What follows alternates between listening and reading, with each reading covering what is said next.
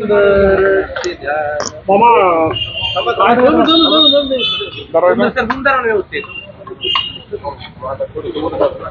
मामा आज उपमुख्यमंत्री सुनेत्रा पवार यांची भेट घेतलेली आहे. काय चर्चा झाली भेटीमध्ये?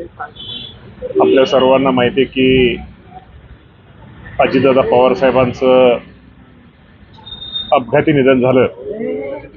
त्यानंतर आम्ही आज दादांना 10 दिवस होत आहेत आणि आज 10व्या दिवशी मी स्वतः या राज्याचे उपमुख्यमंत्री सुनेत्रा वहिनी यांना भेटायला गेलो होतो आणि अजूनही वहिनी दुःखामध्ये आहेत.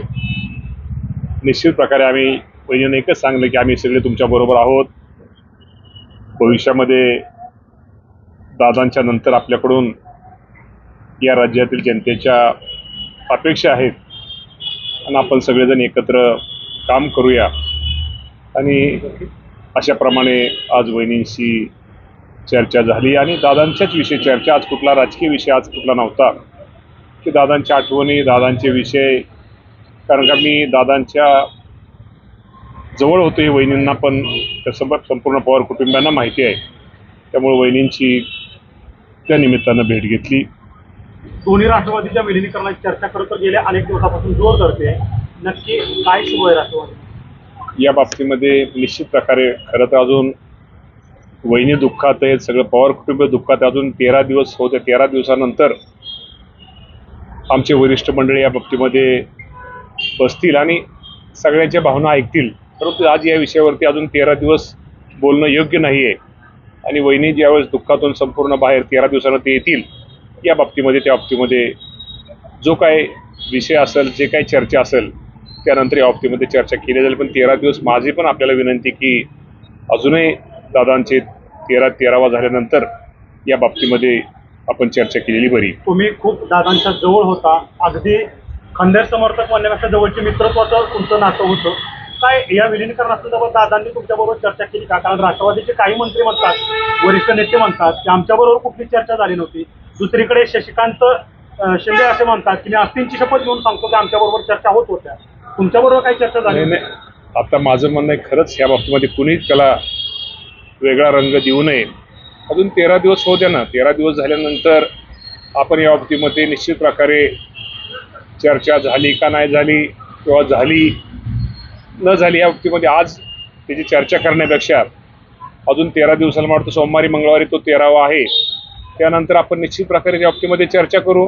आमदार रोहित पवार काल असं म्हणाले की उपमुख्यमंत्री सुनेत्रा वहिनी यांनीच पक्षाचं राष्ट्रीय अध्यक्ष व्हावं. तुमचं काय मत आहे या बाबतीमध्ये?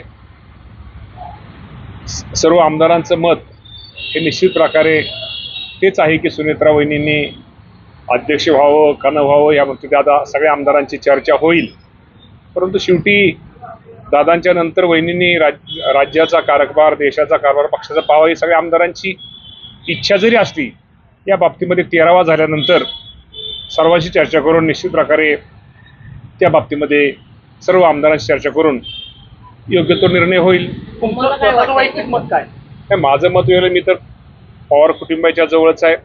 माझं मत व्यक्त करण्यापेक्षा माझं पण म्हणणं आहे अजून 13 दिवस दुःखाचे दिवस आहेत. 13 दिवस होऊ द्या आणि 13 दिवसानंतर निश्चित प्रकारे निर्णय हा होईल.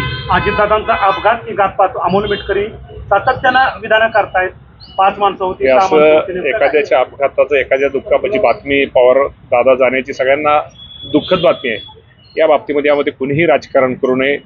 तो विमानाचा अपघातच होता आणि विनाकारण कुठं त्याला वेगळं काहीतरी जोडू नये आणि जोडून निश्चित प्रकारे या बाबतीमध्ये असं करू नये. मी आपल्या सर्वांना माझी विनंती आहे. आपण बोलला होता की जून महिन्यामध्ये शेतकऱ्यांची कर्जमाफी जी आहे त्या संदर्भातली प्रक्रिया जी आहे ती तारीख दिली होती सरकारने. आता कुठपर्यंत आलंय? आपण आता फेब्रुवारीमध्ये एंट्री केली. आमची शेतकऱ्यांची कर्जमाफी देण्याचा निर्णय राज्याचे मुख्यमंत्री देवेंद्र फडणवीस, एकनाथजी शिंदे साहेब आणि अजितदादा पवार साहेबांनी घेतलेला होता आणि तो निर्णय साधारणतः एप्रिल महिन्याच्या, आता माहिती पण संकलित करण्याचं काम सुरू आहे. साधारणतः एप्रिल महिन्याच्या अगोदर ती माहिती संपूर्ण आमच्याकडे येईल आणि एप्रिल महिन्याच्या पहिल्या आठवड्यात माहिती आल्यानंतर तुम्हाला माहिती परदेशी साहेबांच्या अध्यक्षतेखाली एक कमिटी आम्ही स्थापन केलेली आहे आणि त्या कमिटीचा रिपोर्ट साधारणतः एप्रिल महिन्याच्या पहिल्या आठवड्यात येईल आणि 30 जूनपूर्वी या राज्यातील शेतकऱ्यांची कर्जमाफी देण्याचा निर्णय राज्य सरकार घेईल. अजितदादा यांच्याकडे जे अर्थ खातं होतं ते आता देवेंद्र फडणवीस यांच्याकडे गेलेलं आहे. आता बजेट देखील देवेंद्र फडणवीसच मांडणार आहे. तुम्ही अर्थ खात्यावर दावा करणार आहात? नाही नाही, आज दावा मी तुम्हाला म्हणलं ना, अर्थ खात्यात राज्याचे शेवटी मुख्यमंत्री हे प्रमुख असतात. आज दादाच्या जाण्यानं ती पोकळी किंवा तो पोकळी निर्माण आहे. त्यामुळं निश्चित प्रकारे देवेंद्र फडणवीस आता त्यांनाच ते बजेट आता काही अचानक हे आलेलं आहे, अधिवेशन आलेले आहे, तेव्हा देवेंद्र फडणवीस ते बजेट मांडतील आणि त्यानंतर योग्य तो निर्णय घेतील. या बजेटमध्ये कर्जमाफीचा विषय व्यक्त केला जाईल.